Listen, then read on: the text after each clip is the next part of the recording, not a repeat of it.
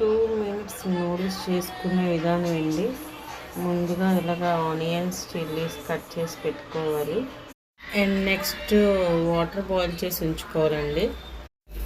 Water ఇలా boil అవుతుండగానే బాయిల్లోని మనం ఈ మ్యాగీ వేసుకోవాలండి. వేసుకొని దీన్ని సపరేట్గా చేసుకోవాలి. అంటే కలిసిపోకుండా విడిగా వచ్చేటట్టు చూడాలండి, లేకపోతే కలిసిపోతే బాగోదు అసలు ఈ మ్యాగీ అనేది. దీన్ని సపరేట్ చేసుకొని కలుపుతూ ఉండాలి.